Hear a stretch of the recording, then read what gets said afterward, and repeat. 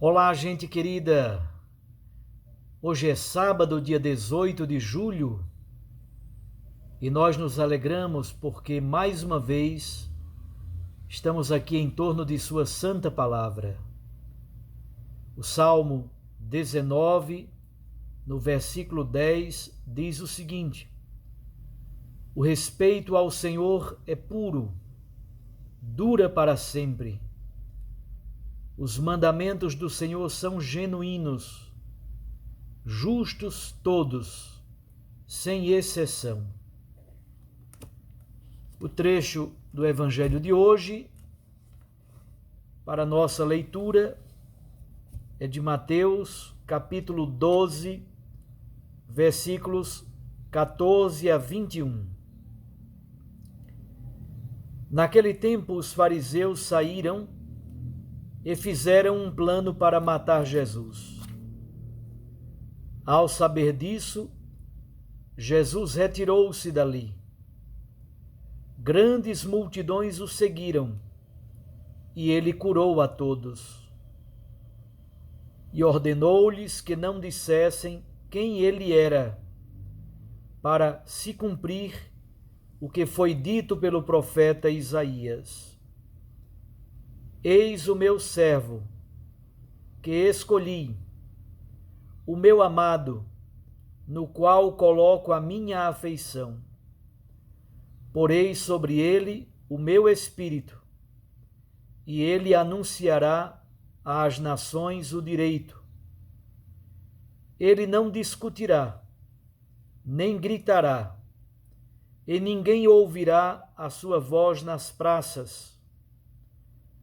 Não quebrará o caniço rachado, nem apagará o pavio que ainda fumega, até que faça triunfar o direito. Em seu nome, as nações depositarão a sua esperança.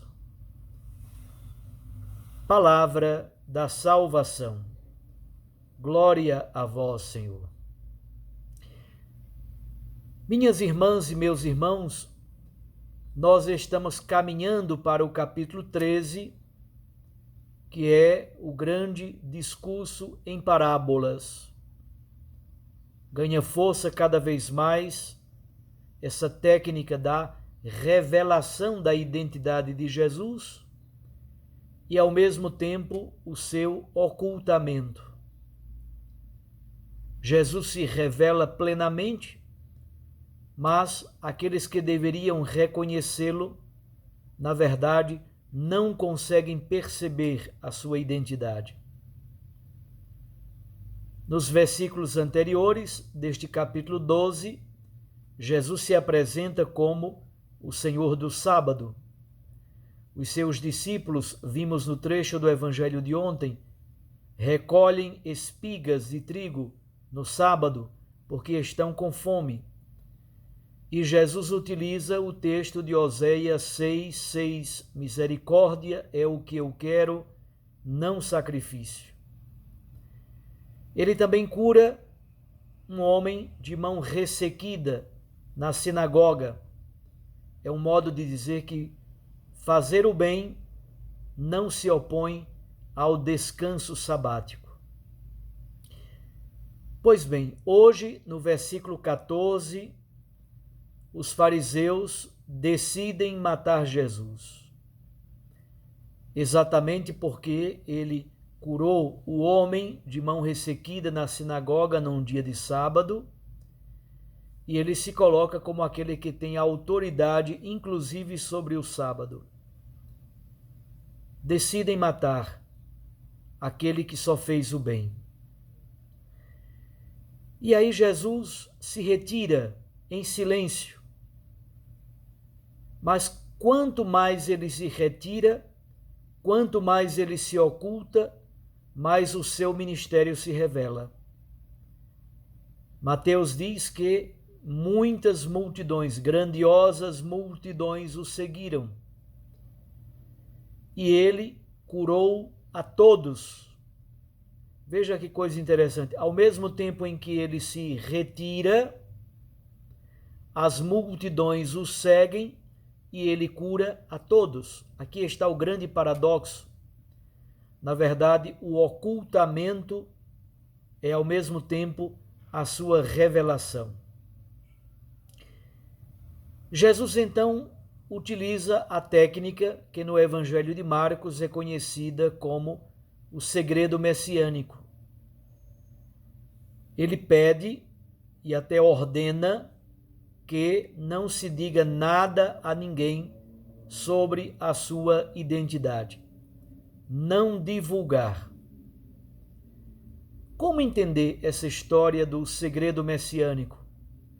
Por que Jesus exige e ordena que os discípulos e até as multidões não digam nada sobre a sua identidade?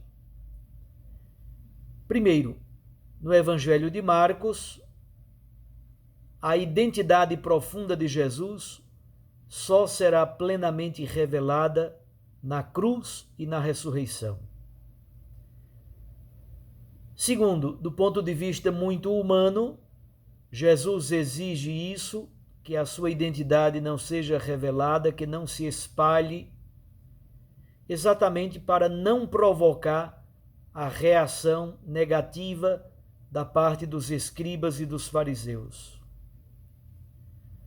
Terceiro, Jesus pede que a sua atividade taumatúrgica, as suas curas, não sejam espalhadas, exatamente para não se transformar a fé em espetáculo e para que as pessoas não o procurem de modo meramente utilitarista, simplesmente porque querem ver milagres. Mas aí começa, no versículo 17, de 17 a 21, Jesus utiliza, Mateus cita no seu evangelho, um trecho do primeiro canto do servo sofredor. Nós já vimos que lá, quando Jesus realizou milagres em Mateus 8,17, ali ele citou já o quarto canto do servo sofredor. É uma citação de Isaías 53, versículo 4. Ele assumiu nossas fraquezas, carregou nossas enfermidades sobre os seus ombros. Então, lá em 8,17, a citação é do quarto canto do servo sofredor. Aqui, em Mateus 12, de 17 a 21, a citação é do primeiro canto do servo sofredor. E o que apresenta este primeiro canto do servo sofredor? Primeiro, apresenta o título de Jesus. Ele é chamado de meu servo. Ele é chamado de meu eleito. Ele é chamado de profeta. Então, o servo sofredor é um profeta que assume a identidade de servo e é profundamente amado pelo Senhor, porque é o eleito, o escolhido, o amado. Segundo, ali se revela qual é a sua missão. Na força do Espírito Santo, ele deve anunciar o direito a todas as nações. Percebam que a missão tem um caráter universal, inclui os pagãos, os gentios. Terceiro, qual é o estilo desse servo sofredor? O servo sofredor, o seu estilo é de não violência. Acabamos de escutar, ele não discutirá, não gritará, ninguém ouvirá a sua voz nas praças, não quebrará o caniço rachado, não apagará o pavio que ainda fumega. O servo sofredor é o profeta, é o Messias crucificado. É o Messias que assume essa identidade de fraqueza. Não é o Messias triunfalista esperado por tantos em Israel. Mas ao mesmo tempo, lá em Isaías, no primeiro canto do servo sofredor, Isaías diz que ele será aliança e luz para as nações, e ele executa a libertação e a salvação. O servo sofredor une a palavra anunciada com ações libertadoras. Jesus assume a sua identidade de Messias, mas o Messias crucificado, servo sofredor, manso, humilde e pacífico. E assim se revela plenamente o seu nome às nações. O versículo 21 se conclui dizendo: em seu nome as nações depositarão a sua esperança. Qual é o nome do servo sofredor? Jesus, Yeshua, que significa Deus salva. Na salvação de Deus depositamos a nossa esperança.